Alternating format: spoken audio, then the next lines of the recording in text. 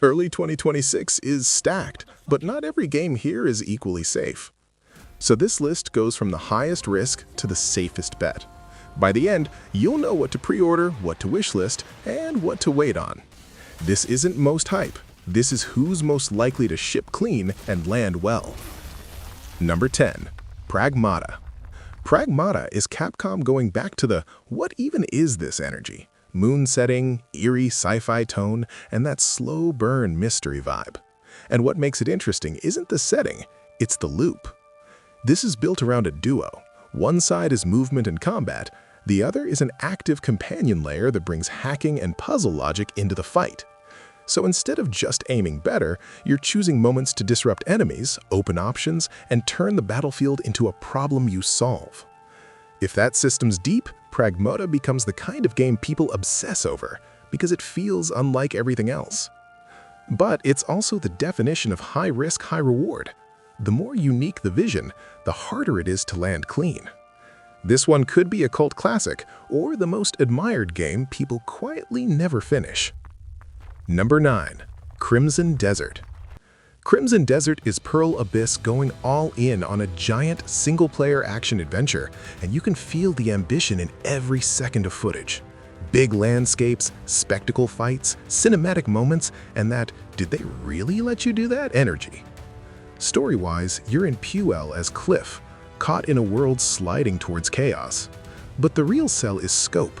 It wants to give you a world that feels physical, where combat is messy, movement is wild, and set pieces are constant. And that's also where the risk comes from. Games with this much going on can become incredible or uneven. The question is always the same. Is it cohesive, or is it a highlight reel?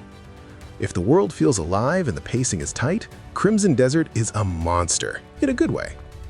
Number 8. Screamer. Screamer is a classic racing name coming back, and it's not playing it safe.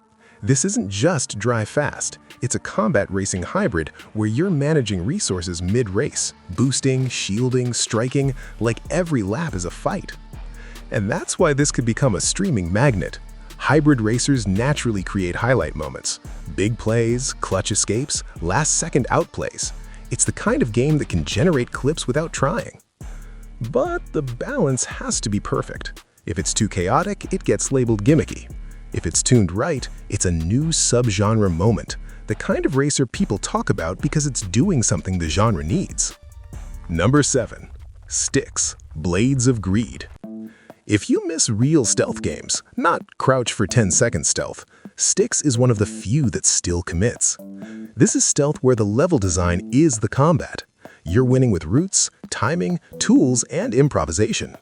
Every guard pattern matters, every shadow matters, every mistake becomes a scramble to recover. And that's the make or break in 2026. Stealth has to feel smooth. AI behavior, detection logic, animation responsiveness, and feedback, it all has to be modern. If Styx modernizes those pillars, it's a sleeper hit with a loyal audience that'll evangelize it. If it feels dated, it stays niche, even if the core fantasy is strong. This one lives and dies by feel. Number 6. Saros. Saros is Housemarque, the Returnal studio, which immediately tells you the floor is high. They know how to make combat feel sharp. They know how to make movement feel addictive. Saros stays in that high-intensity sci-fi lane, but the big shift is progression. Instead of reset everything, it leans into persistent upgrades, so every run changes you permanently. The pitch is simple. Keep the adrenaline, reduce the pain. The risk is the ceiling.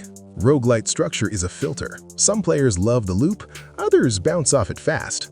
So Saros needs variety, not just enemies, but meaningful run identity.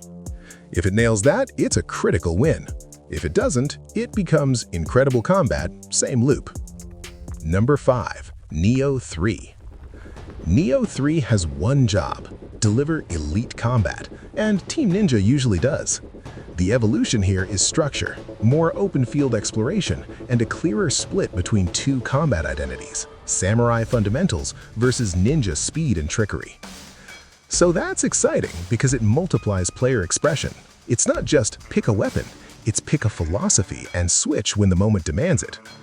So why is it still mid-risk? because changing the structure changes the entire game's pacing. Exploration has to matter, and the world has to feel like it's feeding you into better fights, not slowing you down between the good parts.